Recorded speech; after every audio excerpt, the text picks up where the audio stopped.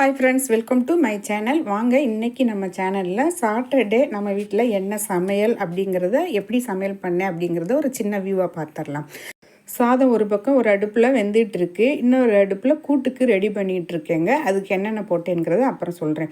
குழம்புக்கு வந்து சின்ன வெங்காயம், பூண்டு, அப்புறம் தக்காளி காய். இந்த தக்காளி காய் நம்ம வீட்டு தோட்டத்திலேருந்து எடுத்ததுங்க. ஒரு 4-5 தக்காளி காய் இருந்தது, அதில் 3 காயாகவே இருந்தது, பழம் ஒரு 2-3 இருந்தது. சரி, காய் காரக்குழம்புல காய் போட்டு வதக்கி குழம்பு வச்சா சூப்பராக இருக்கும். எங்கள் ஊருங்களெல்லாம் பின்னாடி தோட்டத்துகளில் கொல்லை பக்கத்தில் நிறைய போட்டு வச்சுருப்போம். இந்த மாதிரி வீட்டுக்கு காய்கறி எதுவும் இல்லாத சமயத்தில் இந்த மாதிரி தக்காளி காய் தான் எடுத்து வதக்கிட்டு குழம்பு வைப்போம். அதே மாதிரி செய்யலாமே அப்படின்னு சொல்லிட்டு தக்காளி காய் ஒரு 3 காய் எடுத்து நறுக்கி வச்சுட்டேன். அதுக்கப்புறம் இதுவுமே வீட்டு தோட்டத்தில் 2 தக்காளி தாங்க எடுத்து அதையும் நறுக்கியாச்சு.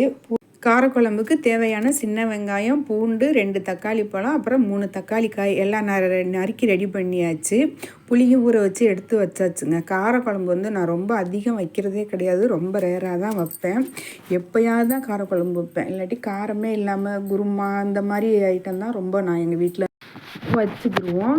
ரொம்ப காரக்குழம்பு எப்போவாவது ஒரு வாட்டி, அதாவது வாரத்தில் ஒரு வாட்டின்னு கூட சொல்லலாம், வெண்டைக்காய் காரக்குழம்பு வைப்பேன். இல்லாட்டி இந்த மாதிரி பூண்டு, வெங்காயம், சின்ன வெங்காயம் இதெல்லாம் உரித்து போட்டு காரக்குழம்பு வைப்பேன். இது 2 தாங்க நான் வைக்கிற காரக்குழம்பு.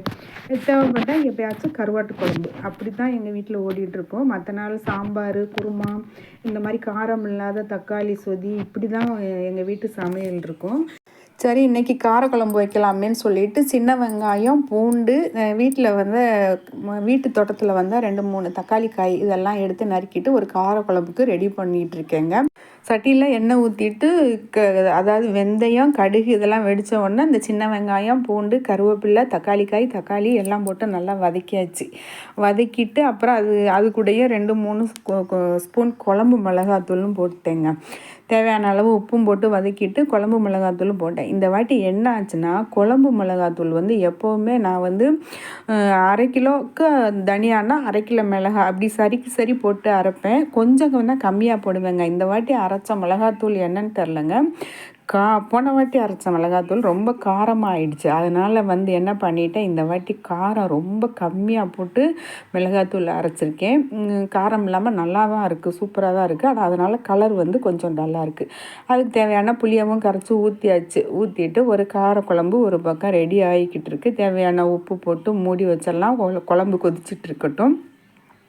அதுக்கு சைடிஷாக என்ன ரெடி பண்ணேன்னா, உருளைக்கிழங்கு, கடலைப்பருப்பு, அப்புறம் வெங்காயம், சின்ன வெங்காயம், தக்காளி, பச்சை மிளகா, மஞ்சத்தூள், பெருங்காயத்தூள் எல்லாம் போட்டு ஒன்றா குக்கரில் போட்டு தூக்கி மூடி குக்கர் போட்டு வேக வச்சு எடுத்துட்டேங்க. ஒரு 2-3 விசில் வச்சு எடுத்துட்டேன். பூண்டு இதெல்லாம் போட்டு வேக வச்சுட்டேங்க. அது உருளைக்கிழங்கு இருக்குது பார்த்திங்களா, அதை தோல் சீவிட்டு போட்டு வேக வச்சேன். சில பேர் என்ன பண்ணுவாங்க, கடலைப்பருப்பு ஊற வச்சு வேக வைக்கணும்னு சொல்லுவாங்க. அப்படிலாம் வேக வச்சா சீக்கிரம் வேகாதுங்க. அப்படியே கழுவிட்டு போட்டாவே நீங்கள் சூப்பராக வெந்துடும் கடலைப்பருப்பு. நான் அப்படி தான் எப்போவுமே வைக்கிறேன். கடலைப்பருப்பை கழுவிட்டு உருளைக்கிழங்கு தோல் சீவிட்டு போட்டேன். அது கூட வெந்து எடுத்த உடனே 1 ஸ்பூன் சாம்பார் மிளகாத்தூள். ஏன்னா ஏற்கனவே வேக வைக்கும்போது நல்லா 2 பச்சை மிளகாய் போட்டு வேக வச்சுருக்கோம். அதனால் காரத்துக்கு 1 ஸ்பூன், சின்ன ஸ்பூனில் 1 ஸ்பூன் சாம்பார் தூள் மட்டும் போட்டுக்கிட்டாங்க. போட்டுட்டு அதை தாளித்து விட்டுற வேண்டியதான். கூட்டு ரெடி ஆகிடும். குழம்பு ரெடி ஆகிடுச்சு. இப்போ நம்ம கூட்டுக்கு தாளித்து விட்ருவோம். கூட்டுக்கு தேவையானது ஒரு பெரிய வெங்காயம், சின்ன வெங்காயம் ஒரு 2-3 போட்டு வேக வச்சு எடுத்துருக்கோம் இல்லையா, அது அதையும் ரெடி இது குழம்பு கொதிச்சிருச்சா, அதுக்கு கொஞ்சம் லாஸ்ட்டாக ஃபினிஷாக கொஞ்சமாக நூண்டு வெல்லம் போட்டோம்னு வச்சுக்கோங்களேன். கொஞ்சமாக அந்த குழம்பு கொஞ்சம் டேஸ்ட் கொடுக்கும். அதுக்காக காரக்குழம்பு வச்சா கொஞ்சோண்டு அந்த வெல்லம் கொஞ்சம் போடுவேன். தேவைப்பட்டால் போடலாம், இல்லைன்னா வேணான்னா விட்டுறலாம். நான் இன்றைக்கி கொஞ்சோண்டு வெல்லம் போட்டேங்க.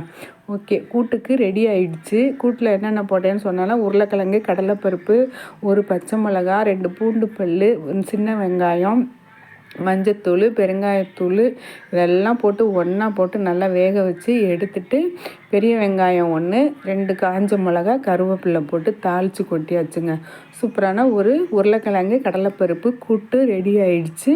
ஒரு சைடு குழம்பு வச்சு இறக்கியாச்சு, காரக்குழம்பு. வாங்க சமையல் ரெடி ஆகிடுச்சு, அப்படியே பார்த்துடலாம்.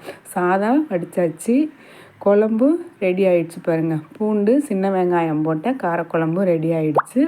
அதுக்கப்புறம் இது உருளைக்கிழங்கு கடலைப்பருப்பு கூட்டு. அவ்வளோதாங்க இன்றைக்கி நம்ம வீட்டில் சனிக்கிழமை சமையல். இன்றைக்கி நம்ம வீட்டில் இதுதாங்க. வீடியோ எடுக்கிறது ஒரு கஷ்டம்னா அதை எடிட் பண்ணி வாய்ஸ் கொடுக்கறது ஒரு கஷ்டங்க. இந்த வீடியோவை ஒருவேளை நான் சண்டே தான் அப்லோட் பண்ணுவேன்னு நினைக்கிறேன்.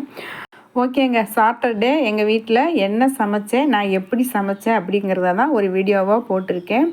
வீடியோ பிடிச்சிருந்தா ஒரு லைக் பண்ணுங்கள். ஓகே, பாய். நெக்ஸ்ட் வீடியோவில் பார்க்கலாம். பாய்.